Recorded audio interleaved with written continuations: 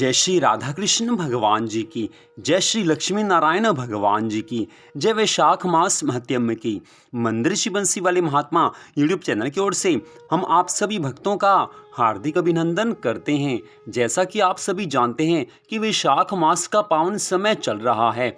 इस वर्ष 2022 में वैशाख मास 17 अप्रैल दिन रविवार से आरंभ हो चुका है। वैशाख मास के स्नान किए जा रहे हैं और वैशाख मास में वैशाख मास महत्म की कथाओं को सुनना और श्रीमद् भगवत गीता का पाठ करना या सुनना, श्रीमद् भागवत महापुराण का पाठ करना या सुनना और यथाशक्ति दान पुण्य इत्यादि करना, ये सब कार्य भगवान की कृपा को प्राप्त करवाने वाले हैं। इन कार्यों से भगवान प्रसन्न होते हैं और वैशाख मास में वैशाख मास महत्म की कथाओं को सुनने से भगवान की अनंत कृपा मिलती है। वैशाख मास महत्म के अध्याय 1 से लेकर अध्याय 11 तक की कथा को आप हमारे चैनल पर सुन चुके हैं, तो आज हम आपको सुनाने जा रहे हैं वैशाख मास महत्म के 12वें अध्याय की परम पावन कथा।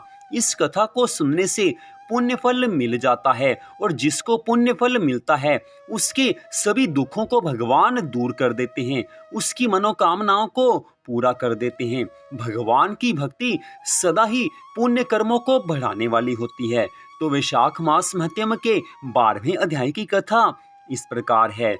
आज राजा मैथिल श्रुतिदेव ब्राह्मण से कहने लगे हैं कि हे महाराज, आपने कामदेव की स्त्री रति का वर्णन किया और उसके द्वारा अक्षुण्य व्रत धारण करने की कथा भी आपने सुनाई, सो मैंने सुनी। अब कृपा करके ये बताइए कि इस व्रत की कौन सी विधि है।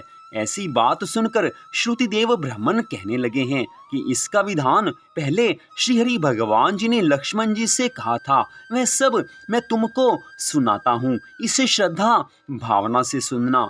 इस व्रत के करने से श्री लक्ष्मीपति भगवान प्रसन्न हो जाते हैं और जिस पर भगवान प्रसन्न हो जाते हैं उसका सदा के लिए भगवान के चरणों में प्रेम हो जाता है और उसकी सभी मनोकामनाओं को भगवान पूरा कर देते हैं। हे राजन, श्रावण शुक्ला द्वितीया को इस व्रत को धारण करना चाहिए। चातुर्मास में हविष्यान्य भोजन करना चाहिए तथा भगवान श्री लक्ष्मी नारायण जी का पूजन करना चाहिए। पूजा पूरी श्रद्धा भावना से होनी चाहिए, क्योंकि श्रद्धा भावना से की गई पूजा का पूर्ण फल मिल जाता है। और जब किसी कामना को लेकर भगवान का पूजन किया जाता है उस समय पूरी श्रद्धा भावना से पूरे विधि विधान से भगवान का पूजन करना चाहिए, तभी भगवान मनुष्य की सभी मनोकामनाओं को पूरा करते हैं। हे राजन, चातुर्मास्य व्यतीत होने पर विधिवत इसका पालन करना चाहिए। भगवान की सोने या चांदी की मनोहर मूर्ति बनावें, पीतांबर से उसको शोभायमान करें, सफेद पुष्प और सुगंधित द्रव्यों से भगवान का पूजन करें। फिर ब्राह्मणों को शय्या दान वस्त्र दान करके भोजन करावें। ब्राह्मण और ब्राह्मणी दोनों को संग भोजन करा के दक्षिणा देनी चाहिए। ब्राह्मण का पूजन भी पूरी श्रद्धा भावना से करना चाहिए। इस प्रकार 4 मास तक पूजन करें। मार्गशीर्ष आदि मासों में भी विधिवत उसी तरह का भगवान का पूजन करें। ऐसे ही चैत्र में 4 मास तक श्री हरि विष्णु भगवान जी का पूजन करें। जिनको सनकादिक ऋषिगण पूजते हैं उन भगवान की स्तुति करें और इस व्रत को आषाढ़ शुक्ला द्वितीया को समाप्त कर देवें। ओम नमो नारायणाय नमः इस मंत्र से हवन करें। चैत्र मास में पुरुष सूक्त से हवन करें। मार्गशीर्ष आदि मास में श्री विष्णु गायत्री नारायण विद्मः इस मंत्र से हवन करें। इतनी कथा सुनाकर श्रुतिदेव ब्राह्मण कहने लगे हैं कि हे राजन, यह व्रत मैंने तुमसे विस्तार पूर्वक कहा है। इसको करने से श्री हरि विष्णु भगवान जी प्रसन्न हो जाते हैं और भगवान की प्रसन्नता से मनुष्य को सुख संपत्ति तथा संतान की प्राप्ति होती है। मनुष्य के मन में जो भी मनोकामनाएं होती हैं भगवान मनुष्य की उन सभी मनोकामनाओं को पूरा कर देते हैं।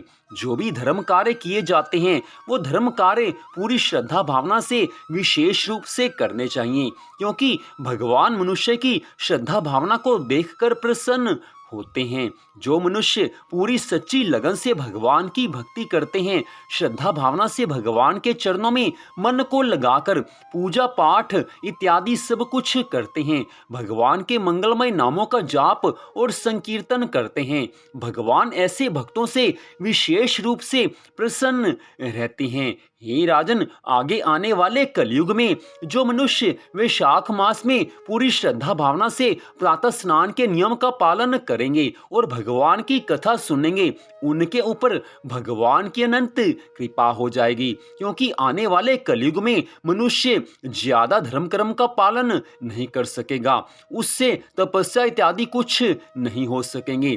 इसलिए कलयुग में जो मनुष्य भगवान की श्रद्धा भावना से पूजा करेंगे, वैशाख मास में प्रातः स्नान के नियम का पालन करेंगे और वैशाख मास मध्यम की कथाओं को सुनेंगे, उनको भगवान की कृपा से संसार के सभी सुख मिल जाएंगे और मनुष्य जीवन के पश्चात उनको भगवान के धाम में सदा के लिए स्थान मिल जाएगा।